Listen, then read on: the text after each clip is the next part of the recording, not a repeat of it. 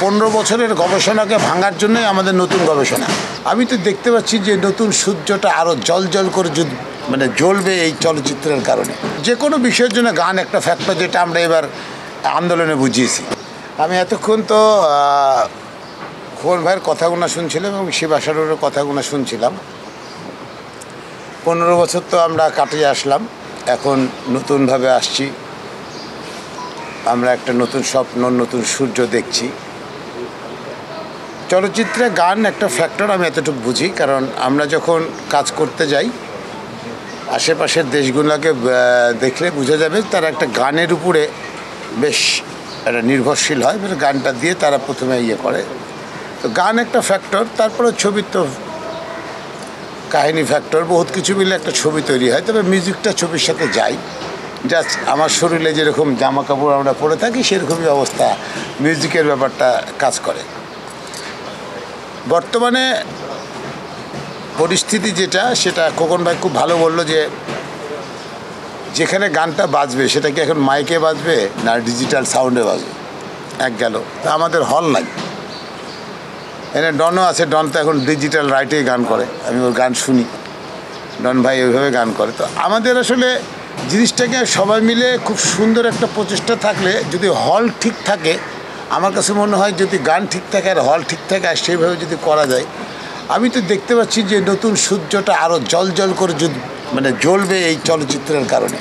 এই যে বাধা বিঘ্নগুলো আসবে, কিন্তু এখানে অনেকে ইনভলভ হবে, অনেকে কাজ করবে, সুন্দর কাজ করবে, গান হবে, সবার সাথে সবার একটা পরিচিত থাকবে। আমার যে স্বপ্নটা সেটা হচ্ছে যে এই নতুন সূর্যের স্বপ্নতে চলচ্চিত্রকে আমরা অন্যভাবে ধরে তুলতে চাই।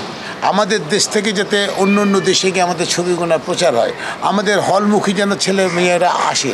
যেমন হলে তো নাই, তো হল নাই বলি তো একটা ছবির জন্য, একটা সিনেমার জন্য, যে কোনো বিষয়ের জন্য গান একটা ফ্যাক্টর, যেটা আমরা এবার আন্দোলনে বুঝিয়েছি। 15 বছরের গবেষণাকে ভাঙার জন্যই আমাদের নতুন গবেষণা। যে 15 বছর যে গবেষণা দেখেছেন আপনারা, স্বৈরাচারী রাক্ষসী গবেষণা, এই গবেষণাকে ভাঙার জন্যই আমাদের এই নতুন চিন্তাতে নতুন গবেষণা আসছে। ইনশাল্লাহ সামনে ভালো কিছু দেখতে হবে। আচ্ছা, এই তাপসের ব্যাপারটা যেরকম আসছে না, তাপসকে আমার কাছে মনে হয়েছে যে এই রাস্তা থেকে নামার পর যে পাপস থাকে, মানুষ পা মুছে, বিষয়টা তাই মনে হয় আমার কাছে।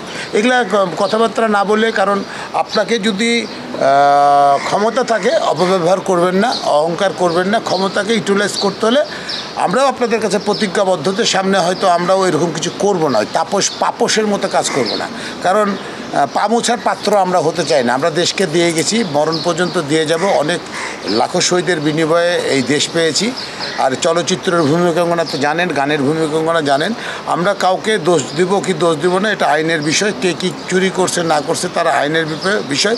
আমরাও এখান থেকে শিক্ষা নিতে হবে যে এরকম পাপসের মতো, পা ধোয়া পাপসের মতো বা মোছার পাপসের মতো আমরা কাজ করব না। এতটুকু কথা আমরা আপনাদের সামনে বলতে পারি। এবং আমাদের আগামী স্বপ্নটা ওরকম উজ্জ্বল হবে, সবাইকে নিয়ে কাজ করতে হবে। আমরা আসলে এরকম ন্যাক্কারজনক কাজে লিপ্ত থাকবো না।